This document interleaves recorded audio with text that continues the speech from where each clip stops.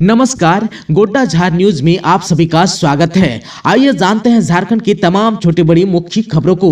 पर आपने अभी तक गोड्डा झार न्यूज चैनल को सब्सक्राइब नहीं किया है तो प्लीज चैनल को सब्सक्राइब कर बेल आइकन को प्रेस कर दे ताकि खबरों का अपडेट आपको मिलता रहे। साथ ही एक लाइक और प्यारा सा कमेंट जरूर करें। चलिए शुरू करते हैं आज की पहली महत्वपूर्ण खबरों से।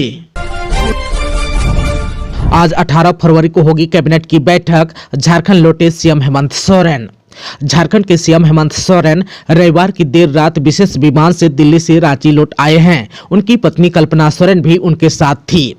वह अपने पिता शिबू सोरेन की रूटीन हेल्थ चेकअप कराने पिछले रविवार को ही दिल्ली गए हुए थे। अभी शिबू सोरेन का स्वास्थ्य सामान्य बना हुआ है। जांच में समय लगने की वजह से मुख्यमंत्री हेमंत सोरेन 6 दिनों तक दिल्ली में ठहरे हुए थे। झारखंड सरकार की कैबिनेट की बैठक आज 18 फरवरी की शाम 4 बजे से प्रोजेक्ट भवन में होगी। इस बैठक की अध्यक्षता मुख्यमंत्री हेमंत सोरेन करेंगे। इस दौरान कई अहम प्रस्तावों पर कैबिनेट मुहर लगाएगी। संभावनाएं जताई जा रही कि इस दौरान जेपीएससी अध्यक्ष और मैया सम्मान योजना की बकाया राशि पर भी अहम फैसले लिए जा सकते हैं। उम्र कैद की सजा काट रहे 37 कैदी होंगे रिहा। सजा पुनरीक्षण परिषद की बैठक में हुआ फैसला। झारखंड के अलग अलग जिलों में उम्र कैद की सजा काट रहे 37 कैदियों के लिए खुशखबरी आई है। मुख्यमंत्री हेमंत सोरेन की अध्यक्षता में हुई झारखंड राज्य सजा पुनरीक्षण परिषद की बैठक में इन कैदियों को रिहा करने का फैसला किया गया। राजधानी रांची के कांके रोड रांची स्थित मुख्यमंत्री आवास कार्यालय में सोमवार को यानी कि 17 फरवरी 2025 को आयोजित झारखंड राज्य सज्जा पुनरीक्षण परिषद की बैठक में 103 मामलों की समीक्षा के बाद यह फैसला लिया गया है। बैठक में रिहाई से संबंधित नए मामलों के साथ साथ वैसे कैदियों के मामलों पर भी पुनर्विचार किया गया जिन्हें झारखंड राज्य सज्जा पुनरीक्षण परिषद की पिछली बैठक में अस्वीकृत कर दिया गया था। बैठक में मुख्यमंत्री ने राज्य सज्जा पुनरीक्षण परिषद की अनुशंसा के आलोक में राज्य के विभिन्न कारागारों में आजीवन सजा काट रहे 103 कैदियों को रिहा करने के प्रस्ताव पर अधिकारियों के साथ बिंदुवार गहन विचार विमर्श किया। राज्य सजा पुनरीक्षण परिषद की ओर से जिन लोगों की रिहाई की अनुशंसा की गई थी उन पर गंभीरता से विचार किया गया। मुख्यमंत्री ने कैदियों की अपराध की प्रवृत्ति और कोर्ट संबंधित जिलों के पुलिस अधीक्षकों, जेल अधीक्षकों एवं प्रोबेशन अधिकारियों के मंतव्य की पूरी जानकारी ली। इसके बाद 37 कैदियों को रिहा करने के प्रस्ताव पर मुख्यमंत्री हेमंत सोरेन ने अपनी सहमति दे दी। चाईबासा में नक्सलियों की साजिश व नाकाम, 2 आईईडी बम बरामद। सुरक्षा बलों ने नक्सलियों की बड़ी साजिश को नाकाम कर दिया है। एसपी आशुतोष शेखर के निर्देश पर चलाए जा रहे अभियान के दौरान सुरक्षा बलों ने सोमवार को 2 आईईडी बम को बरामद किया है। यह आईईडी की बरामदगी गुआ थाना क्षेत्र के गुआ और रोवाम रोड के बीच गंगदा के समीप जंगली और पहाड़ी क्षेत्र से हुआ। सुरक्षा बलों को टारगेट करने के उद्देश्य से नक्सलियों द्वारा पूर्व में यह दोनों आईईडी लगाया गया था। सुरक्षा के दृष्टिकोण से उसी स्थान पर बम निरोधक दस्ता की सहायता से विनिष्ट किया गया। झारखंड का अधिकतम तापमान 37 डिग्री के पार जबकि न्यूनतम पारा हुआ 10.9 डिग्री। झारखंड में आने वाले दिनों में बारिश के साथ वज्रपात की भी है संभावना। झारखंड का अधिकतम तापमान 37 डिग्री के पार पहुंच गया है। वहीं न्यूनतम तापमान भी चढ़कर 10.9 डिग्री हो गया है। अगले 2 दिन तक इसमें 2 से 3 डिग्री तक की बढ़ोतरी का अनुमान है।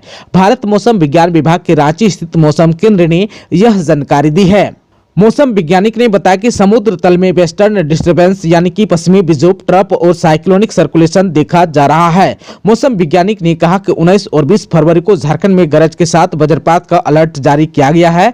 उन्होंने कहा कि समुद्र तल में पश्चिमी विक्षोभ ट्रफ में बदल चुका है। राजस्थान और उससे सटे इलाकों में साइक्लोनिक सर्कुलेशन बना हुआ है। मध्य प्रदेश के दक्षिणी पश्चिमी हिस्से और उससे सटे इलाकों में भी साइक्लोन दिख रहा है। उन्होंने बताया कि 19 फरवरी को 9 और 20 फरवरी को 20 जिलों में गरज के साथ वज्रपात का येलो अलर्ट जारी किया गया है। 19 फरवरी को गुमला, सिमडेगा, खूंटी, पश्चिमी सिंहभूम, रांची, रामगढ़, बोकारो, सरायकेला, खरसवां और पूर्वी सिंहभूम में बारिश और वज्रपात होने की संभावना है। जबकि 20 फरवरी को गढ़वा, पलामू, चतरा और लातेहार को छोड़कर सभी जिलों में गरज के साथ वज्रपात का अलर्ट जारी किया गया है।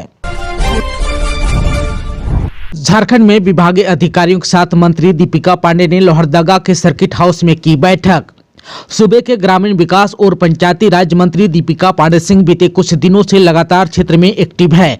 मंत्री दीपिका पांडे ने अपने विधानसभा क्षेत्र महागामा में लाभुकों को आबुआ आवास योजना के तहत आवास मुहैया कराया और गृह प्रवेश कार्यक्रम में शामिल भी हुए। वहीं सोमवार को विभाग के काम के सिलसिले में मंत्री लोहरदगा पहुंची, जहां विभाग के अधिकारियों के साथ बैठक की जानकारी मंत्री ने अपने सोशल मीडिया में साझा भी की है। मंत्री दीपिका पांडे ने ट्वीट कर लिखा कि आज लोहरदगा सर्किट हाउस में ग्रामीण विकास विभाग, ग्रामीण कार्य विभाग और पंचायती राज विभाग के अधिकारियों के साथ समीक्षा बैठक आयोजित की गई। बैठक में विकास योजनाओं के क्रियान्वयन और उनसे जुड़ी समस्याओं पर विस्तृत चर्चा हुई। अधिकारियों को निर्देश दिए गए कि लंबित विकास कार्यों को उच्च गुणवत्ता के साथ शीघ्र पूरा किया जाए और जनता की समस्याओं का तत्परता से समाधान सुनिश्चित किया जाए। झारखंड के खूंटी, रांची, सरायकेला में है सोने की खदान, सरकार कर रही है खोज।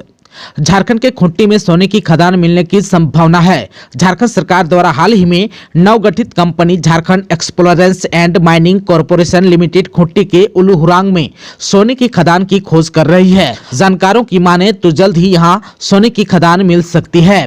बताया गया कि अगले 2-3 महीनों में यहां खोज कार्य पूरा कर लिया जाएगा। इसके बाद सोने की खदान का ब्लॉक तैयार कर सरकार को रिपोर्ट पेश की जाएगी। फिर सरकार इस खदान से सोना निकालने के लिए नीलामी की प्रक्रिया शुरू करेगी।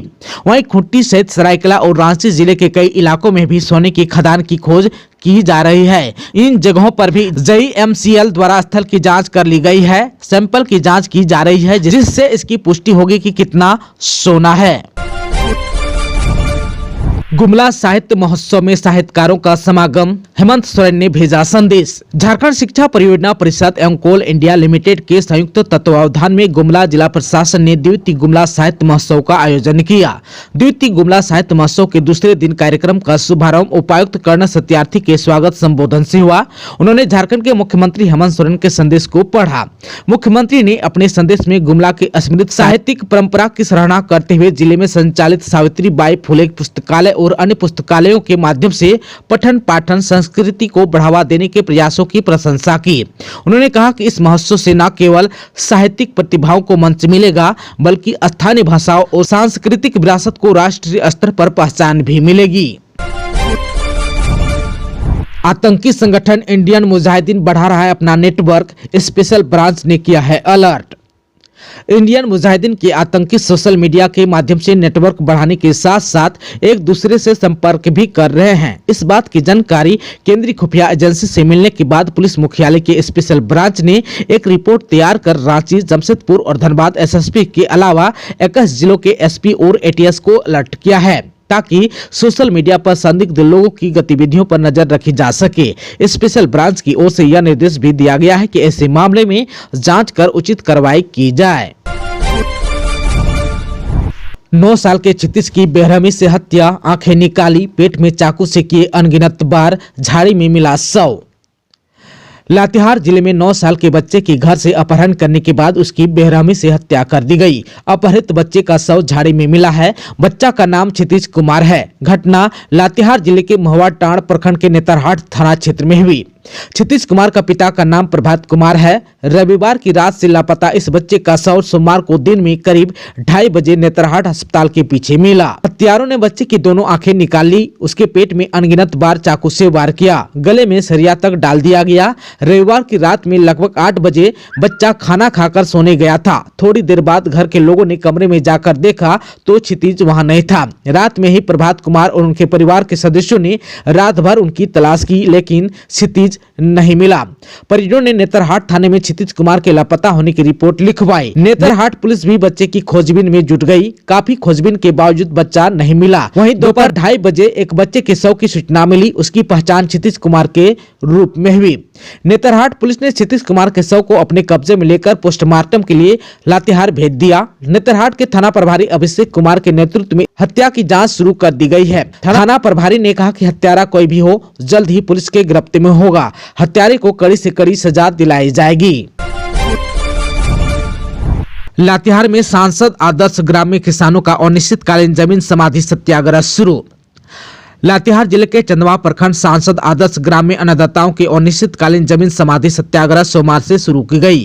कमता पंचायत के सांसद आदर्श ग्राम चट्टू आगे के अन्नदाता किसानों ने अपनी मूलभूत सुविधाएं बिजली, पानी, सड़क और जमीन आदि के लिए जमीन समाधि सत्याग्रह शुरू कर दिया। सत्याग्रह खुले आसमान के नीचे 2 फीट से अधिक गड्ढे के नीचे बैठे और कब्र में भूखे में लेटे रहे।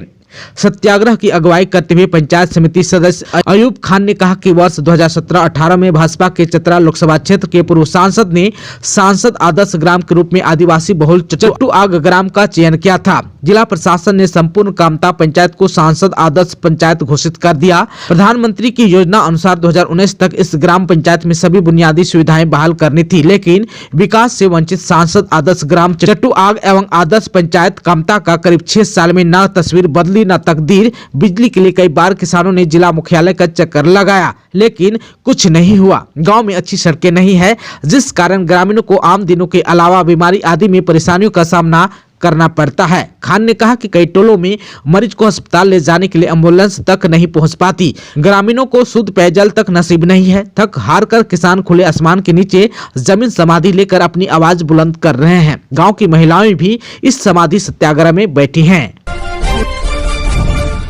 बिरसा कॉलेज खुट्टी में विद्यार्थियों और अभिभावकों की बैठक संपन्न। बिरसा कॉलेज खुट्टी के मुंडारी विभाग के मल्टीपर्पज हॉल में सोमवार को शिक्षक, छात्र, अभिभावक वार्षिक बैठक संपन्न हुई। इस बैठक में बीए और एमए के विद्यार्थियों ने भाग लिया। बिरसा कॉलेज खुट्टी के प्राचार्य के कीड़ो और मुंडारी विभाग अध्यक्ष भी इस अवसर पर उपस्थित थे। बैठक से पहले भगवान बिरसा मुंडा की प्रतिमा पर माल्यार्पण किया गया और पारंपरिक नृत्य संगीत प्रस्तुत किया गया। कार्यक्रम की शुरुआत दीप प्रज्वलन से हुई। अभिभावकों के स्वागत के लिए विद्यार्थियों ने गंवारी दुरंग गीत प्रस्तुत किए। सहायक प्राध्यापिका सावित्री कुमारी ने सभी का स्वागत किया। इस अवसर पर कॉलेज के प्राचार्य ने अभिभावक बैठक की सराहना की और कहा कि विद्यार्थियों के सर्वांगीण विकास के लिए अभिभावकों के सुझावों की आवश्यकता है। उन्हें अपनी परंपरा, भाषा, साहित्य और संस्कृति के संरक्षण एवं संवर्धन में योगदान देने पर भी जोर दिया। इसके अलावा अपनी आर्थिक स्थिति को मजबूत करने के लिए खेती के साथ अन्य कृषि से संबंधित व्यवसाय को अपनाने पर भी बल दिया। लातेहार में डीसी ने की पेयजल एवं स्वच्छता प्रमंडल के कार्यों की समीक्षा। लातेहार के डीसी उत्कर्ष गुप्ता की अध्यक्षता में पेयजल एवं स्वच्छता प्रमंडल अंतर्गत संचालित कार्यों की समीक्षा बैठक की। बैठक में कार्यपालक अभियंता पेयजल एवं स्वच्छता प्रमंडल ने लातेहार जिले में एडीएफ एवं ओडीएफ प्लस के तहत अब तक हुए कार्यों की जानकारी दी। इस दौरान डीसी ने ओडीएफ प्लस के अंतर्गत लातेहार जिला में एस्पायरिंग, राइजिंग व मॉडल के अंतर्गत गाँव की हुई रेटिंग की जानकारी लेते हुए कार्यपालक अभियंता को निर्देश दिया। वहीं डीसी ने कहा कि ओडीएफ प्लस के अंतर्गत आगे लातेहार जिले में किए जाने वाले कार्यों को लेकर बेहतर कार्य योजना तैयार करते हुए लक्ष्य के अनुरूप कार्य करना सुनिश्चित करें। वहीं डीसी ने बैठक में स्वच्छ भारत मिशन द्वितीय चरण अंतर्गत वित्तीय वर्ष 2024-25 में जिला को निर्धारित लक्ष्य के विरुद्ध प्रगति का अनुश्रवण, ग्राम स्तर पर स्वच्छता, ठोस एवं तरल कचरा प्रबंधन के क्रियान्वयन के लिए ग्राम कार्य योजना तैयार करने, 5 स्टार श्रेणी में गाँव को ओडीएफ प्लस घोषित करने के लिए लक्ष्य का निर्धारण एवं प्रगति के अनुश्रवण करने का निर्देश दिया। अमर शहीद वीर बुद्धू भगत जैसे कई अमर शहीदों को उनकी पहचान नहीं मिल पाई है, सुखदेव भगत ने कहा। मैना बगीचा मैदान में आयोजित जत्रा सह विकास मेले में सांसद सुखदेव भगत ने कहा कि अमर शहीद वीर बुद्धू भगत जैसे कई अमर शहीदों को उनकी पहचान नहीं मिल पाई है। उन्होंने कहा कि जत्रा सह विकास मेले का आयोजन इसी उद्देश्य से किया गया है ताकि लोग उनके बलिदान को जान पाए और इनके कार्यों को झारखंड के पाठ्यक्रम में शामिल किया जाना चाहिए। मुख्य अतिथि के रूप में झारखंड सरकार के ग्रामीण विकास मंत्री दीपिका पांडे सिंह ने भी शिरकत की। मंत्री दीपिका पांडे सिंह ने कहा कि आजादी के बाद जो पहचान झारखंड के अमर शहीदों को मिलनी चाहिए थी उसमें कमी है। उन्होंने कहा कि हमारी सरकार इसे दूर करेगी और जो पहचान और विकास उनके गांव की होनी चाहिए वो करेंगे। शहीद स्थल वाले क्षेत्रों को पर्यटन स्थल के रूप में विकसित किया जाएगा और अमर शहीदों की वीर गाथा को झारखंड के पाठ्यक्रम में सम्मिलित करने का हर संभव प्रयास किया जाएगा। आचार संहिता उल्लंघन मामले में बंधु तिर्की पर एमपी एमएलए कोर्ट 20 को सुनाएगा फैसला। आचार संहिता उल्लंघन से जुड़े 6 वर्ष पुराने एक मामले में आरोपी पूर्व मंत्री बंधु तिर्की का 313 का बयान दर्ज किया गया, जिसके बाद रांची एमपी एमएलए का विशेष कोर्ट ने फैसला सुरक्षित रख लिया है। अब कोर्ट 20 फरवरी को अपना फैसला सुनाएगा। दरअसल सिल्ली विधानसभा के उपचुनाव के दौरान पूर्व मंत्री बंधु तिर्की ने अनगढ़ा थाना क्षेत्र में आयोजित एक रैली को संबोधित करते हुए राज्य के तत्कालीन मुख्यमंत्री को छत्तीसगढ़ी कहा था। उसी रैली में सुदेश कुमार महतो को नाभि में तीर मारने का बयान भी बंधु तिर्की ने दिया था, जिसके बाद उनके संबोधन को लेकर राय के तत्कालीन सीओ छविबाला बड़ा ने अनगढ़ा थाना में 7 जून 2018 को बंधु तिर्की के खिलाफ आचार संहिता उल्लंघन के आरोप में प्राथमिकी दर्ज कराई थी। भाजपा ने हेमंत सरकार से की मांग, परीक्षा में बुर्का प्रकरण पर रिपोर्ट के आधार पर कार्रवाई हो। भारतीय जनता पार्टी के प्रदेश प्रवक्ता विजय चौरसिया ने हेमंत सरकार से अपील की है कि वे तुष्टीकरण से बाज आएं और परीक्षा में बुर्का प्रकरण पर रिपोर्ट के आधार पर कार्रवाई करें। चौरसिया ने कहा कि परीक्षा केंद्रों में बुर्का पहनने की अनुमति नहीं दी जानी चाहिए। उन्होंने कहा कि यह परीक्षा में कदाचार को बढ़ावा देने का एक तरीका है। कहा कि गिरिडीह के एक परीक्षा केंद्र में हुए बुर्का प्रकरण को लेकर जाँच रिपोर्ट के आधार पर दोषियों पर कार्रवाई की मांग की। उन्होंने कहा कि दोषियों को सजा मिलनी चाहिए ताकि भविष्य में ऐसी घटना न हो। दोस्तों, अभी तक आपने चैनल को सब्सक्राइब नहीं किया है तो प्लीज चैनल को सब्सक्राइब कर बेल आइकन को प्रेस कर दीजिएगा ताकि खबरों का अपडेट आपको मिलता रहेगा। इसके साथ ही आज के खबरों में बस इतना ही। हमें दीजिए इजाजत। नमस्कार।